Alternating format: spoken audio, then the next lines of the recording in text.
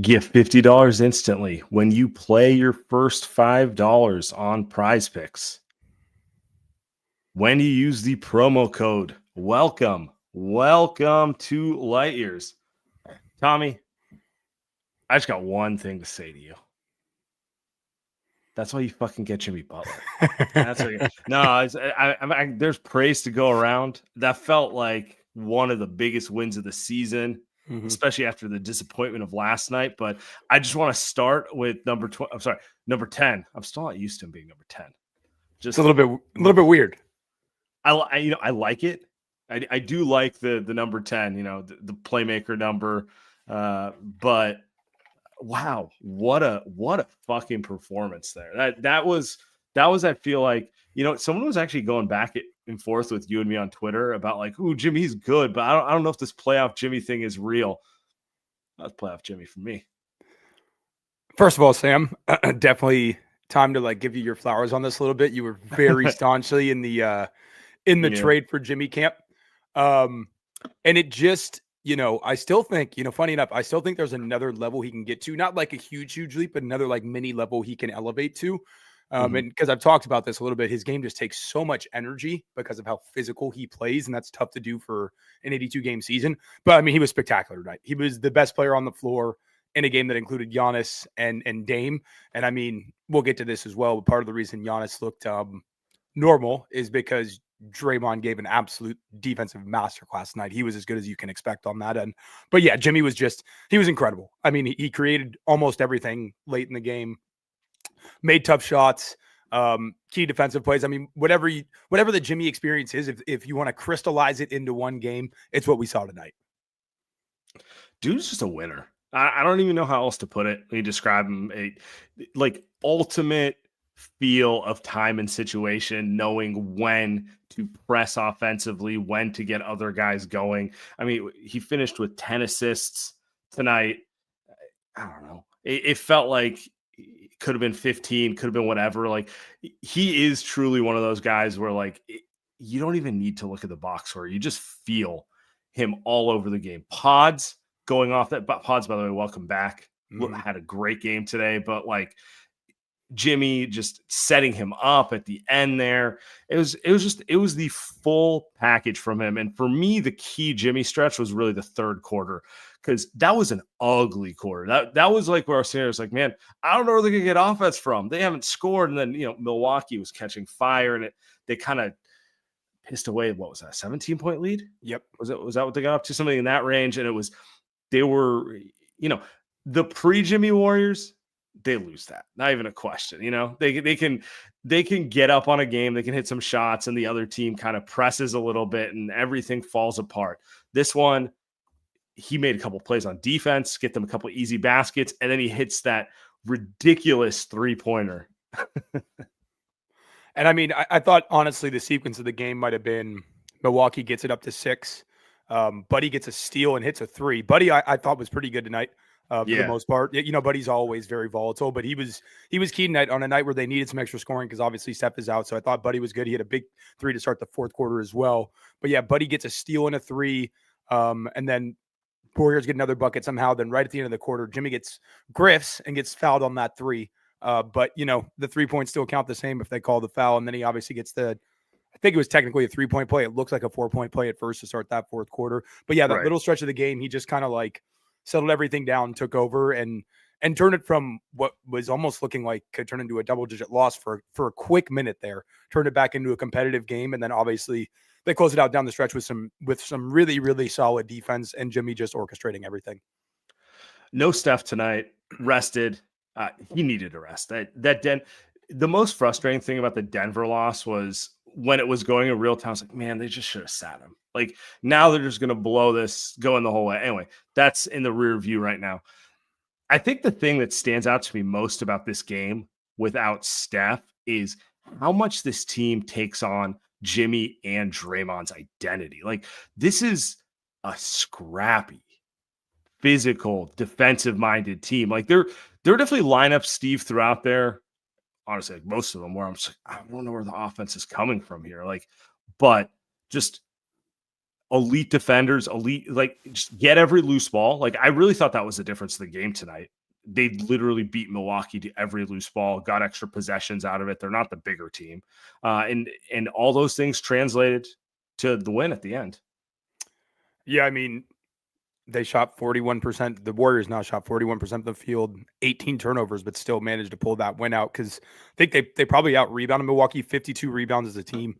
Draymond had 10 of them, 4 blocks, 2 steals. This is now over the last 2 games. Yeah. Plus 18 in the rebound column. I knew they out-rebounded them. I did not, like, off the top of my head, I did not realize it was that wide a margin. Yeah, and some of that just comes down to, like, the energy that Draymond brings in any given game. And I thought he gave it last night too. They were just so sloppy with the ball and literally couldn't hit an outside shot. Honestly, the biggest difference is they made some threes tonight. You know what I mean? Like last night, they could not hit the broadside of a barn from 3. Tonight, they hit enough of them. And obviously, I'm going to say it again. Draymond was incredible on Giannis. The only way Giannis scored was at the free throw line. 4 blocks tonight for Dre, 2 more steals. I want to say that's like 12 stocks over the last 2 games. He had like 5 and 2 last game. So he's just been super locked in defensively at a time where they probably kind of need it because the offense is falling off a little bit, and some of that's probably going to be like this when Steph's not on the floor. Period. Like they don't have that much offensive talent without Steph. They don't. And yeah, trying to reintegrate Kuminga, which I'm sure we'll get to at some point. You know, that's made things a little bit clunky, as we kind of thought it might. But you know, let's just focus on the positives. Like Jimmy. If there was any doubt about what he's going to be in the playoffs, we've seen it the last 2 nights. The second half against Denver last night, and then really for most of the game tonight, he was just so aggressive getting downhill, really forcing the refs to make calls. You know what I mean? He does grift, but it's in a different way than most of like the quote unquote grifters where they're just trying to do tricky stuff. Jimmy is creating like legitimate contact with guys and forcing the refs to make a call. And then he goes 11 for 11 at the free throw line. That's the other nice thing. When he does get the calls, he generally makes free throws. He's like an 85% free throw shooter. I know that was part of last night being an anomaly. Like Jimmy's been pretty consistently 85% for like the last 5-7 years. So, you know, even good shooters will have that random night where they go like 6 for 10 or 6 for 12 for the line.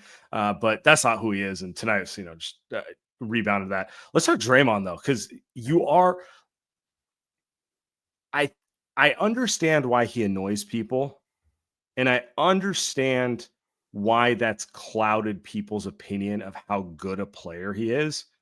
And then you add to it, like he's a defensive player. People just never really give defense the amount of love they give offense. There's just forever going to be this mentality: defense is effort and offense is skill. And, you know, to a degree, effort is a central part of defense. But what makes Draymond an amazing defender is not just his effort. It's like the guy sees the game better than anyone. And man, is there a tougher cover at his position than Giannis? Like maybe Jokic? One of the two, right? I don't think you can play Giannis better than he played him tonight. And that's the thing with Draymond. He turned 35 2 weeks ago. Yes, he's getting older in the sense of you do not get this A+ defensive effort every night, but he still has the ability to turn it up to peak 2016 defensive Draymond. The same way Steph doesn't give you 2016 offense every night, but he has the ability to get there when it matters, particularly if he's rested, if he's got his legs and everything. And you know, it's just, to me, it's like the Draymond one is amazing because we all thought he would fade quick because he's undersized and because of how much physicality his game takes. And I don't know, man, how many players can actually play any one game as well as he played this game defensively? Like 3 guys in the league, maybe? If that. I mean, He scored 3 points tonight. One of them was a free throw like in the first quarter, and the other was that little floater he hit over, I think it was over either Giannis or Brook. But he was one of the best players on the floor tonight while scoring 3 points. You know, and that is so rare to have that level of impact on a game without being able to score. People always talk about, oh, like this guy can impact the game without scoring, and there's guys that can do that throughout the league. Sure. But I mean, I don't know if I've ever seen anybody do it. Nobody can do it like this guy. And like you said, you'd expect him to fade just because of the physical nature of the way he plays the game and the fact that he's undersized and he's getting older and like he is way less athletic than 2015, 2016. You go back and watch that film from when he's like in his physical prime, it's a different guy. But he's just so smart. And it, like you said, it's more than the effort. He's so smart. He did so many little things tonight on Giannis that got under his skin. He was constantly just moving him a little bit off of his preferred spots. In transition, he was meeting him early so Giannis couldn't build that massive head of steam. And he was just hyper alert of just cutting off Giannis's preferred moves and making him do something different. And then he has the physicality and the smarts to back it up when Giannis actually does body him. He's incredible, man. I just like the way I feel about Steph, watching Steph play offense is the same way I feel about watching Dre play defense. Yeah, if Draymond doesn't play this game, it's a 20-point play. Giannis gets 40, 50. It doesn't matter. Like, and to your point, it is stuff that, most people don't catch because it happens kind of in the corner of the camera angle. Like, it really is. I will say this, a locked-in Draymond is one of those in person, it's like 100x better than on the TV screen because you don't have to follow the ball in person. You don't have to follow the preferred camera angle. You can see the stuff you're talking about, which is like him bumping Giannis, him meeting him 3/4 court, half court, and just kind of getting him off track so he doesn't get that head of steam. Like all those little things that just get him out of rhythm. You don't really notice it. And next thing you do, you look up and you're like, man, Giannis really hasn't been in this game at all. He's just kind of floating out there. Feels like the ball hasn't found him. That's Draymond. There's not a lot of guys who, A, have the mind to do it, and B, have the ability to execute it. That's the other part of it. He did it, and he'd get 5 fouls, but he was able to stay on the court. That's the other thing that's incredibly difficult about Giannis. Like, he'll just foul you out. It's hard to stay in front of him in general. And so, I don't know, man. I like it's a different feel without Steph. And I don't want to say I prefer it because I certainly do not prefer it. And in the third quarter, I wanted nothing to do with it. But there's something really enjoyable about just like the gritty nature of this team when you get when it's Jimmy and Draymond and everyone else has to like really lock in because they know offense is going to be tough. Like that's really what it comes down to. It's like they know that there isn't the Steph bail us out, 10-point in 1 minute flurry coming. Like Pods was excellent. Not going to give you a Steph flurry, Moody, solid game. Not going to give you a Steph flurry. Like keep going. So they really have to grind the whole thing down. Despite splitting the last 2 games, I thought what was most encouraging is like in the moments where they really needed to turn the defensive intensity and energy up and get legitimate stops against good offensive teams with good offensive talent, they were able to do it. I don't think Milwaukee scored for the last 4 minutes tonight. Even though you're going against a depleted Nuggets team last night, they still have some good offensive players, and obviously Gordon was playing out of his mind. They got stops when they needed to. They just threw the ball away too much on the other end. And at the end of the day, when you approach this little 3-game stretch, right, looking at that 3-game stretch of the Knicks, the Nuggets, and the Bucks as you're going into that, if you tell me you go 2-1, I think you're okay with that. Obviously you prefer 3-0, but if you're telling me you enter that stretch and you go 2-1 coming out of it, ultimately you're okay with that. And now they got a pretty easy 5-game stretch coming up. 1 more home game with Toronto and then 4 on the road, which are all against tanking teams. Atlanta, Miami, New Orleans, San Antonio. And then the schedule turns tough again in April, but they got a pretty easy stretch here coming up. So it was really nice to get this win and kind of like springboard into these next 5 games. Yeah. I'm looking at it right now. The Warriors coming into tonight had the second best defense in the NBA since the Jimmy trade. Maybe they have the best after this one, but the point stands. 18-game sample here, close to a quarter of the season. They're an elite defense. They are an elite defense since they've had this trade, and it's a believable playoff defense too. That's the thing. It's like, yeah, there's always going to be little things that bother you in specific matchups, but I don't know. I feel like you can ride with this defense against most any matchup you can go into the West and feel confident that you're in that game, you're in the series, you have a realistic shot, which is really all you want. Like, give me a locked-in defense and give me a somewhat fresher Steph, and I'll take my chances every day of the week. I mean, unequivocally. And that's again, and I've been harping on this, that's the biggest reason that you want to get that top 6 seed. Because I really do think you get these guys, you essentially get Steph and Jimmy and Dre into a playoff series, best of 7. I'm going to have faith that they can beat anybody. It doesn't mean they'd be the favorite in every single matchup. It doesn't mean there wouldn't be certain matchups that give them issues more than others. But it does mean that I would not feel overmatched or, unqualified, whatever word you want to use, going into any specific matchup. So, and that feels like it's the first time since 2022 where I'd be able to approach a playoff matchup and not think like, well, they're kind of fighting upstream here. I wouldn't really feel like that against anybody. No. Playoffs are long. There's always going to be the question of, do they have the legs to get through 2 months of it with an older core? But you almost have to throw out the window and just look at it matchup by matchup. I feel confident with them in every matchup until they hit that point where it's clear their bodies do not last anymore. And you know what? Again, I'll take those chances. Absolutely, man. I mean, just as encouraging as could be tonight. But time to bounce to some prize picks, huh? I've won 2 nights in a row now. I know you played Jimmy tonight. I was talking to you pretty much. This absolutely played Jimmy 100%. I went with the more on Draymond too, and it was 16.5 points, rebounds, assists, I believe. And he only scored 3 points, but he somehow got there because he got 10 rebounds. And then I went more on Pod's points. I think that was like 11 in his comeback. So that's 2 nights in a row, man. Doing something right.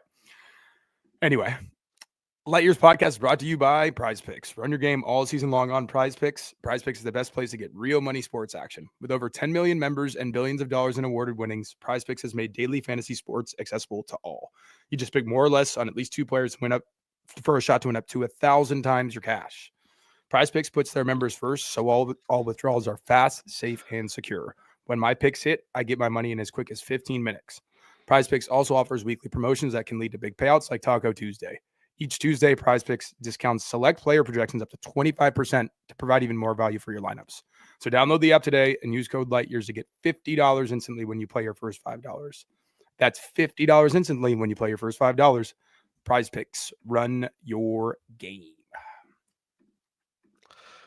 Games like tonight, I personally love them. They feel like playoff games. They're grimy, they're gritty, they're difficult, but there is a downside to those type of games. Be kind of rough on you. Can give you a lot of heartburn. Can give you a lot of you don't want to be drinking something heavy on a night like that because you just aren't going to make it through. And that's why I love Surfside, So new sponsor here, guys, the official drink of Light Years for this playoff run. Hopefully I can call it the official drink of the 2025 champions, but I won't get ahead of myself, even though I just did. What's great about it is, one, it tastes phenomenal. I got a peach tea and vodka going right now. 100 calories, only 2 grams of sugar, like light, easy breezy. I don't feel like a slob when I'm drinking it. Can casually have it while I'm watching the game. I'm stressed enough. I don't need extra stress added on top of me. No bubbles. That's also one of the best parts about this. Goes down smoothly. Just the exact kind of calming, give you that light buzz, but don't turn you into kind of a crazy person type of drink that's perfect for the Jimmy Butler, Draymond Green Warriors. Remember, guys, must be 21. Please drink responsibly. And make sure to pick up Surfside at Costco, Target, or Rayleigh's. Now available in all those locations across Northern California, guys. Tell them Light Years sent you. I told you this. I'm heading to Vegas this weekend to Godspeed. Go with the boys, watch some March Madness. You know what I mean? Just hang out, have a good time. But it feels like I might have to bring an 18-pack of Surfside with me just to start the trip off right. You know what I mean? Yeah, definitely hit up Costco. Get an 18-pack.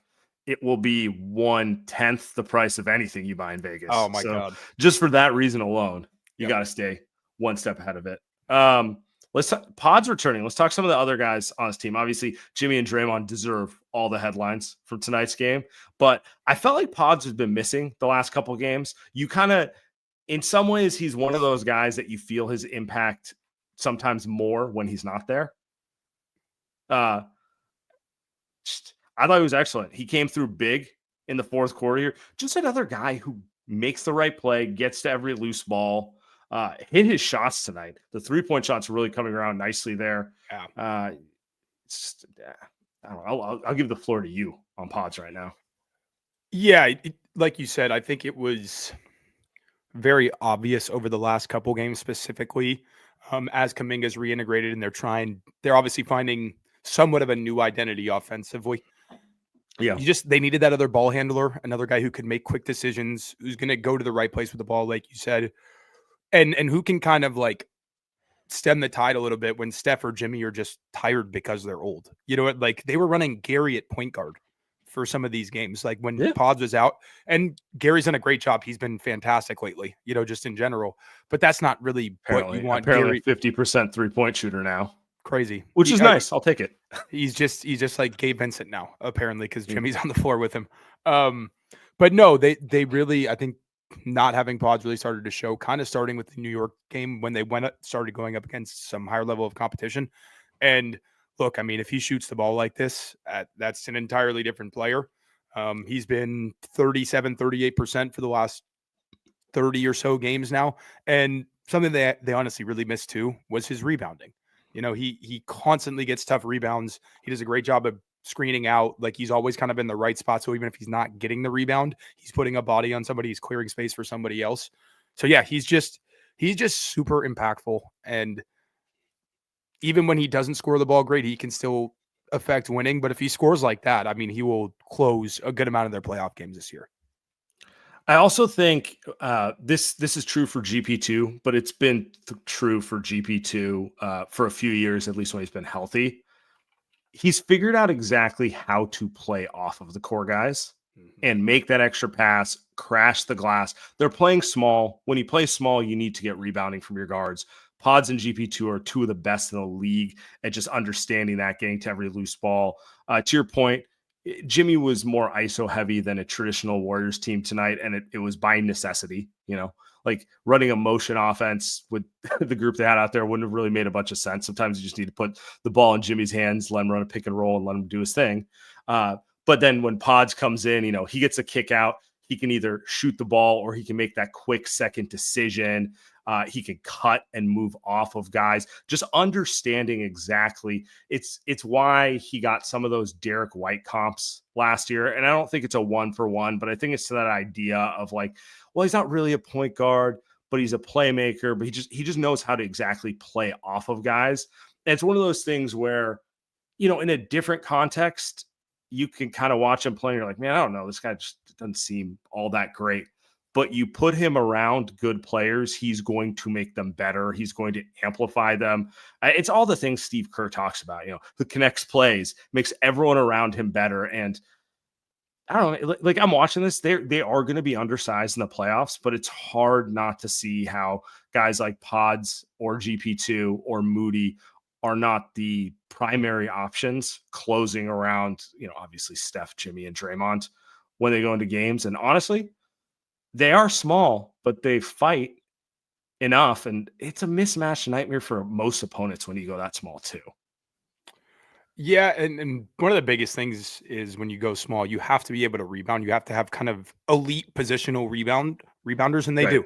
Draymond is, Jimmy is, Steph is, Pods is, Moses is good enough. 7 rebounds tonight. Perk over there. I almost did it. It really is it's a funky name sometimes. And GP, no rebounds tonight, but he'll stick his nose in there. He's not afraid of contact. He's generally in the right spots. I was surprised, by the way, 0 rebounds, because by eye test, and I guess it was one of those where he just knocked the ball to the other guys who didn't get credit. But to your point, we all know he can do it. So.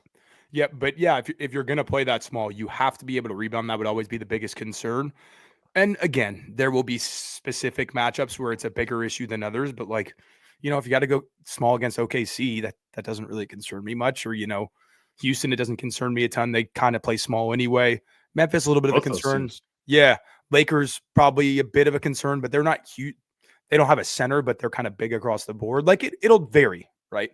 But yeah, I feel very confident that they have good options now to close games. And some of that is just because you've added another elite player in Jimmy. Like just having another guy that's a top 20 player in the league, it makes all those other guys look better, so they become more palatable closing options. Yeah. And, we're not mentioning the one name, probably the one down side of this game, and that's Kuminga. This is did a rough one of it tonight. Really didn't get much minutes in the second half of it. Just kind of looked like a square peg there. And that's a few games here. Are you concerned about this going forward? Because, like, when I'm watching them, everyone seems aligned and playing the same way. And then you put him out there and he's kind of on a different page than everyone. He's trying to go one on one.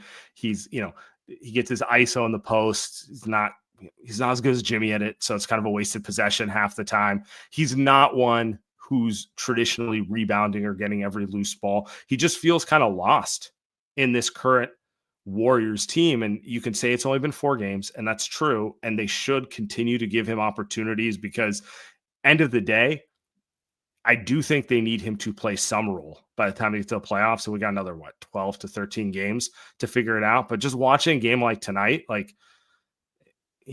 if it's a playoff game, Steve's probably going away from him earlier, and he probably ends up playing much less minutes than they did tonight. I mean, they're going to keep trying it. There's no way he's just going to be out of the rotation, nor should he be. Because like you said, I think he does still matter for their ceiling. If you can get the best version of him, that means he can maybe give you 20 in a playoff game in a certain matchup, you know what I mean, and help you win a very important game.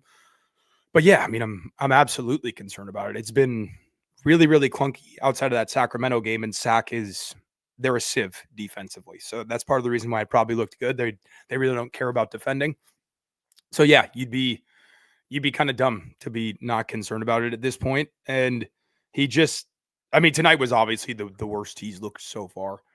And he just feels like he's playing a half step behind everybody else. And the ball's just not moving as quickly. Some of that is Steph not playing tonight, that there's just not as much chaos in general. But yeah, it was not encouraging tonight. I was encouraged enough after the first 3 games that he played, but tonight was really, really rough. And I think that's putting it lightly. I watch other teams play, and I see other players who have like relatively similar physical profiles and skill sets to them. And I always think well, what if he plays like Kyle Kuzma? Why can't he mirror his game after Kyle Kuzma or something like that? And I keep coming back to this point, but that isn't really what this team needs. What this team needs is him to do what GP2 does. Obviously, but he's 6 inches taller. He's a better athlete. He can do more things, but kind of just concentrate on moving off of the ball, crashing the glass, cutting. If he locks into cutting and kind of does it with full force, he's probably going to score 15 points in most games just by virtue of the way the Warriors move the ball. And so I keep coming back to they just need to keep playing him at this point, because maybe it'll click in the next 10 days, but I don't really know what the alternative is. The alternative is not, well, let's force feed him 5-6 post-ups. The alternative is not, what if we run a pick and roll with him? Those are just, you have guys who can do that at this point and can do it at a higher level than him. What you want him to do is lock into doing the other stuff and hope that it all clicks for him in the next month. In a way that we've seen signs over the last couple of years. There's been games where he's done it. It just hasn't been with the consistency of a GP2 or a Pods, for example. Yeah, and people are going to probably get frustrated with more Kuminga talk, but at the end of the day, he's going to be a lightning rod for a reason, because the upside, the theoretical upside, and the talent are there, and he just hasn't proven that he can do it at a winning level. He can go score 20 points in a mid-January game and go score 30 points in a mid-January game. We've seen him do it. We've seen him have some big scoring games. But can he do it against a playoff opponent, or can he do impactful stuff against a playoff opponent that's going to help you win playoff or championship level games? And that's still undetermined at this point. Like you said, it'd be great if he could be a bigger GP2, but does he have the smarts and the timing to be that type of backside cutter and constantly make those smart plays? Does he have the smarts to be a great team defender? Honestly, the biggest concern for me with him as a cutter sometimes is his hands. He drops a lot of passes. He bobbles a lot of balls around the rim. He doesn't finish a lot of plays he should when he's below the rim, because he has a tendency to bobble the ball or not catch it cleanly. And then he's kind of going up discombobulated, and then he doesn't convert a play he should. He did that multiple times a night. And that's not something that is unique or rare to tonight. It tends to happen a lot with him. So look, I would love for it to work out. I think I get a tendency as being this guy who doesn't like Kuminga. It's just, I have questions about his game. You know what I mean? It would be fantastic if he could turn into a big GP2 because that's a guy who can close a playoff series into the finals, and he's 6 inches taller than GP2, 5 inches taller. So that's just, it's more valuable. It just is at the end of the day. But, he has to actually show that he can do it in these big games, or else he's not going to play as much as he wants to. And there's so much more going on because of the contract stuff. He's looking for an extension. That's why he starts to ISO a little bit when he shouldn't. Like there's so much context here that's getting lost in like the bigger conversation. But at the end of the day, if he doesn't do it, I don't know how much Kerr will play him when it matters. And that's really what it comes down to. Like, I don't really have interest in talking about the contract or who they could move him for if they don't want to resign. None of that shit matters between now and the play. Like, you can't do anything about it anyway. We had the trade deadline to do that. Didn't happen. He had last offseason do it. Didn't happen. They made their bed. They've made their bed. They have a legitimate contender. They can absolutely win the West. They can win a title. And he's going to have to play some form of a role for that to happen. I mean, I guess maybe he doesn't, but a lot of the upside of this team banks on him contributing in some capacity. And, that's really to me, that's the most important thing. The last 13 games, figure out where he can slot in as a role. All this, like his upside in 5 years, I don't care. It doesn't matter right now. It doesn't matter. Like right now is not the time to figure out if you can you use him as a ball handler out of pick and roll. No, it's too late in the season. We have ball handlers. We know who they are. It's a question of, can he lock in defensively? Can he lock into playing off of the main guys? This team has a very established core now. Like they're going to go as far as Steph, Jimmy, and Draymond take them. And then it's about who are the guys who are going to fit the best around those three guys in specific playoff matchups. And he has a chance to be one of those guys. But right now, it's to be seen. Like right now, Podziemski, GP2, Moody are all better options for that. And at times, Guy Santos is a better option than that. Guy, not nearly as gifted as him, but he understands his role. He understands his job is to get every fucking loose ball and hit an occasional spot up shot and move the ball and do those sort of things. And so, it is the most important story of this Warriors team from now till the end of the season is health and standings. The second most is where is Kuminga in this rotation when we get to the playoffs. To me, that's it. I don't need to see anything else from Pods, from Moody, from GP2. Like they've kind of established where they fit in. I know their strengths. I also know kind of their weaknesses. Like I know they're going to be a little smaller. I know there's some foot speed questions that could rear its head in specific matchups. Kuminga really is kind of the X factor of the entire thing. Yeah, and to, defend Kuminga here a little bit, I would like to see him in some better lineups. I would like to see him not out there next to all of Looney and GP2 and Jimmy and like these lineups where there's just no shooting around him, so he has no space to operate inside. Like if you're going to try this, at least put him out there with Post a little bit, get him some more time with Moody, maybe get him some more time with Buddy. It obviously all gets easier when Steph is out there because he's the ultimate gravitational force. But They did not, Kuminga wasn't good tonight. I don't know if anything would have changed that, but they did not put him in a great context to be successful tonight. Like they just didn't. There was a point in the second quarter where it was literally him and GP and Looney and I think Jimmy. That's not enough shooting, period. Even if you don't have Kuminga in that lineup, Looney, GP, and Jimmy is going to be tough anyway. And then you throw Kuminga out there too. You're just going to have no spacing. So I'd like to see them do a little bit more for him. But at the same time, like he just has to be better. There's no way around it. He has to be better than he was tonight, or he will not play a lot in the playoffs. I mean, most of the lineups they played tonight were disgustingly shooting devoid. That's kind of the roster they have without Steph. There are moments where I'm just like, the third quarter really comes to mind where I'm like, this is a tough watch offensively. They can't get anything going. They can't get anything going in any capacity. But it's just the cards they have right now. What they lack in shooting, they do make up for in other areas. Most notably, like their ability to get to every loose ball. So that's probably his best pathway. It's funny how they essentially just built like a different version of like the 2015 team. Like you have Steph obviously still, who's the best shooter of all time. And then you have a little bit of shooting around it. Besides that, it's just like playmaking and IQ and defense, and you're just going to try to like will your way to a championship. I don't know how well that works in 2025 where there is so much more of a premium on shooting, But if anybody can do it, I would think it's these guys, you know? Yeah. I agree with you. I mean, it's like in a perfect world, they'd have more shooting around it. If they had prime Klay Thompson, they're probably a 65 win team. Yeah. Because they have all the other ingredients. They're just missing that other guy who makes the defense freak out anytime he crosses half court. But they don't. That's life. It's going to be a little more of a grind, a little more of a grimy game. They can win this way. It just means the margin's a lot thinner. There's a lot more focus on every little detail to get it done. It is what it is. No, absolutely, man. Absolutely. Anyway, I've been having a bit of a hard time sleeping this week, or at least I did on Sunday night. And so need to get some good sleep last night. You know what I did? I took Via Zen CBD gummy out like light. I got best sleep I've had in, I don't know, probably a week or so. Got 10 full hours of sleep, which seems to be a rarity nowadays. Because with Via, 500,000 customers cannot be wrong. Via is changing the game in natural wellness, combining high quality hemp-derived ingredients with powerful cannabinoids to create real, effective, driven results, not just fancy packaging and empty promises. Want better sleep, more focused, a little boost in the bedroom, or maybe you just need to chill out because your stress levels are currently at screaming into the void status? Whatever you need, Via has a solution for you.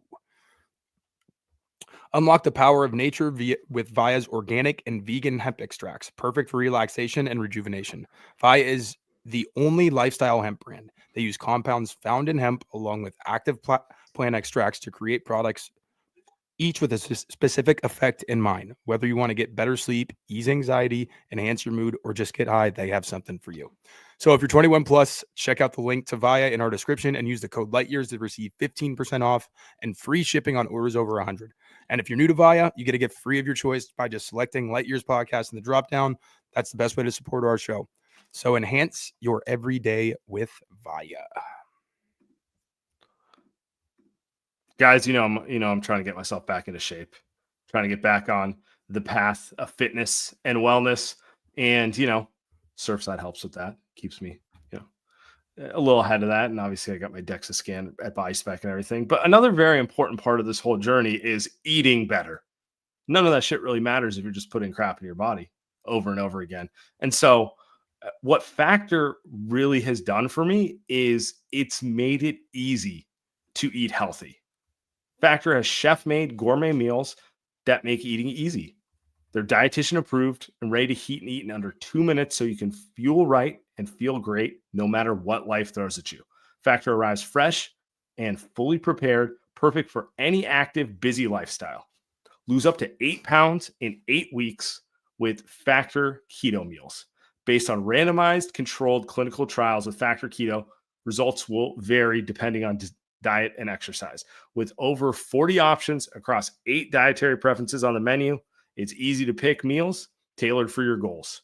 Guys, like we all know, you get something, it's pre-made, you microwave it, you assume it doesn't taste as good as other meals. Not true. Factor, literally delicious. It saves me time. Could not taste any better. I could not recommend it higher. So eat smart with Factor. Get started at factormeals.com/lightyears. Use the code LIGHTYEARS and get 50% off your first box plus free shipping. That's code LIGHTYEARS at factormeals.com. Factor Podcast, get 50% off your first shipment. Do you, I haven't really asked you this. Do you think Denver is the worst matchup in the West for the Warriors? I mean, recent history would tell you that, right? I don't think they've beat them in the regular season since 2022, 2023. I think it was 2022. But I don't even know how much that matters because the team they had in 2023, like they had Chris Paul, and it's just right. It's not really predictive. I don't think last night's game is pretty predictive, but the one part about last night's game that did stick out in my mind is just Aaron Gordon is kind of the rare wing who can stay with their small ball lineup athletically, but can physically punish them on the glass. And then you double that with Jokic, who's, a problem in his own right. Are they just the worst matchup for this Warriors team? I'd say probably them or the Lakers.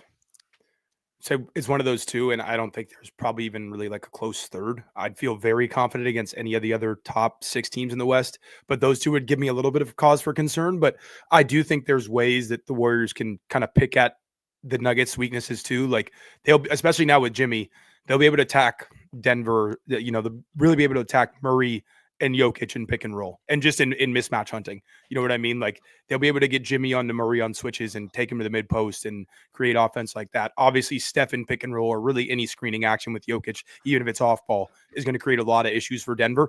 So it's a really interesting matchup because I think both teams can really pick at each other's weaknesses very well, right? Like Denver can kind of poke at Golden State's size issue, whereas Golden State can kind of poke at the speed issues that Denver has because they're a big team and they're physical, but they're not very fast. Outside of Brown, Brown and Gordon, they don't really have any super elite athletes. I guess Peyton Watson, but how much is he really going to play in a playoff series? He can't shoot.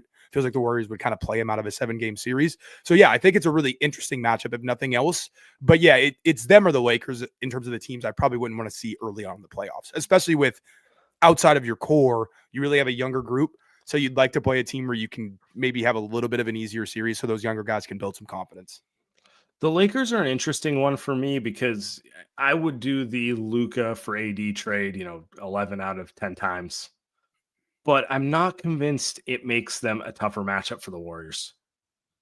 And that's mostly just because AD specifically is one of the best players of all time at playing like the Steph Draymond 2-man game defensively. And he's such a night, like LeBron and AD together are pretty much as good on paper to defensively match what the Warriors want to do as anyone. And then you're taking that away for Luka, who is better offensively than AD would ever be, but they can pick on him. That's someone for the Warriors to run action at. That's someone for the Warriors. I mean, you can see that them just doing dribble handoffs at his man, seeing if he's able to kind of step up quick enough on Steph. Obviously, pick and rolls, that sort of stuff at him.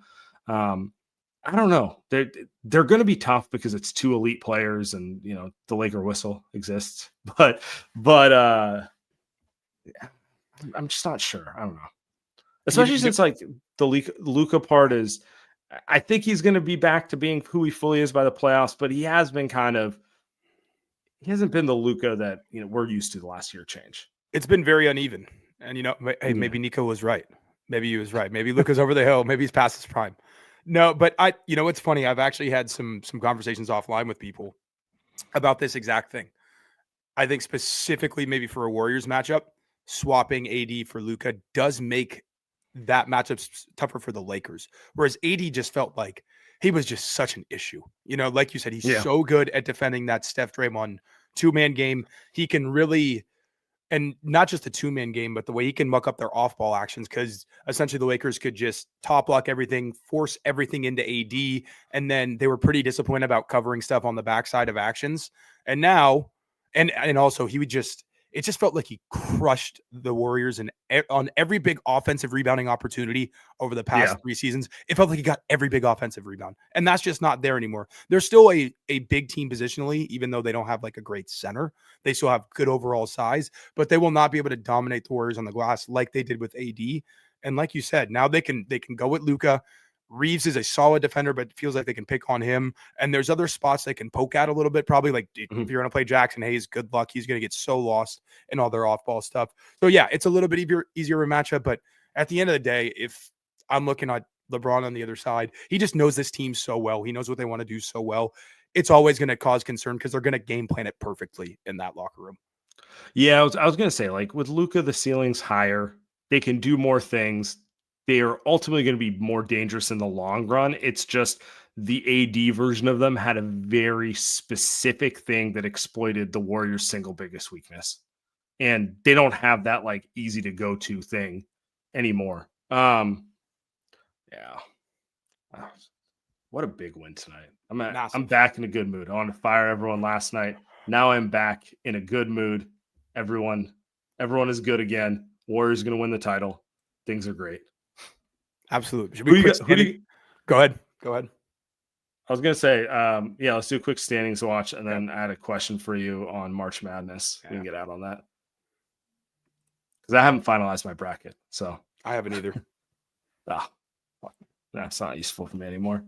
Yeah. All right. So I feel like, well, no real movement since last night. Warriors still in the 6th seed. Minnesota still on their ass.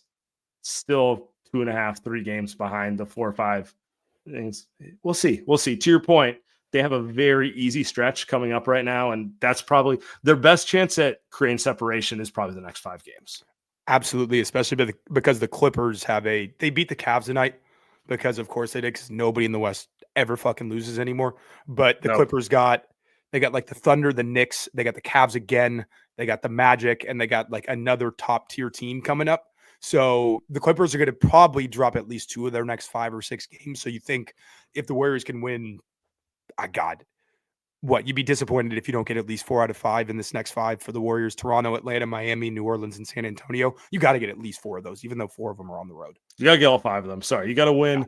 You got to close out March with all wins. I guess to your point, 1 loss is forgivable, but absolutely no more than 1 loss in the rest of this month. That's what I need to see. Like, Toronto at home should be the easiest win of the season. Toronto is actively tanking. Atlanta, Miami, ugh. By the way, what's Jimmy going for in Miami? I cannot wait for that game, dude. I know, absolutely right? Cannot wait. I'm so excited. New Orleans deep in the tank. San Antonio deep in the tank. Yeah, they really should. That's crazy if I think about it. They're 40-29. They should be 45-29 when we enter April. I was super optimistic when they got Jimmy, and I was like, man, they can make a run. They could go 21-10 for the rest of the season. In my head, that was going to be really good. Win 2 out of every 3. I'll take that every night of the week. And that would have put them at 46 total wins on the season. I was feeling really good about that. And now I'm just looking at these guys like, man, if they don't get to at least 48 wins, it feels disappointing at this point. Absolutely. Fun little fact for you real quick, and for all the people. Yeah. Warriors got to 10 games over 500, last week when they got to 38-28? You know when the last time they were 10 games over 500 was? It would be the last game of the Chris Paul season, because they were 46-36. Yep. There you go. And so it's and that was didn't lead to anything. They got their asses kicked in the play-in, but yeah. And that was a blip in time. You know what I mean? There's been like little moments, little windows where they've been 10 games over 500, but it felt like it could never sustain anything. They got to 9 games over 500 to start this season, and then obviously slid to 15-15, like 15 games later. So yeah, it's been a war, but it feels like 3 lifetimes ago. I know, but I think the general point is this feels sustainable for the first time in a long time, and it's just exciting, man. Like, you can go into these next 5 games not like worried that they're gonna drop 3 of them, knock on wood, like health permitting and all that stuff. Yeah, the more I look at this, the more I'm like, these 5 games, they should go 5-0, and this should be the cushion. It's hard to say because no one in the West loses, to your point, but this should be the stretch that gives them enough of a buffer that if they have another bad loss, that's just going to okay, we just can't have 2 bad losses in a row, but we have room for 1 type of thing. Yeah. We'll see. Yep. Who you got winning the tournament? I mean, I thought all year it was going to be Duke, but the way Florida played in the SEC tournament, then they're a popular pick right now. It feels like a lot of people are kind of is Cooper Flagg even going to play at this point? Like, I know they haven't ruled him out, but that was a nasty looking ankle, and it was a week ago. So yeah, but he's 18. It sounds like it honestly sounds like, from everything I've kind of just read, he could play on Thursday if they needed him to, but they're playing. Who are they even playing? Are they playing the winner of that playing game tonight? Alabama State and St. Francis, whatever that was. Hopefully they really don't need him to win that game. Yeah, if they do, then it's cause for bigger concern. But I think because of the Flagg injury and just because of how good Florida looked recently, I'd say them, or I really liked Auburn all year too. They were probably the best team in the country, or one of the top 2 for the first 3 months of the season. I think they really got some guys. So it's obviously very chalk, but it's one of those 3, in my opinion. I know I'm not giving like a great take here, like something staunch, but if, back to wall on this, I say Florida probably takes it all. Okay. What do you think? I have no take on it. To be honest with you, this is one of the years I've consumed the least amount of college basketball in the last 20 years. Just a combination of life forces and me just not getting locked into it. Other than like I checked out a bunch of Cooper Flag games because I was curious about the hype type of thing. So I'm going to this tournament blind. I'm like I'm like Rob Lowe. I'm going to be wearing like a March Madness hat. No clue who I'm rooting for type of thing. So we'll see. Hey, enjoy Vegas. Try not to die. Make sure to get some surfside. I'll be all right. Bye, man.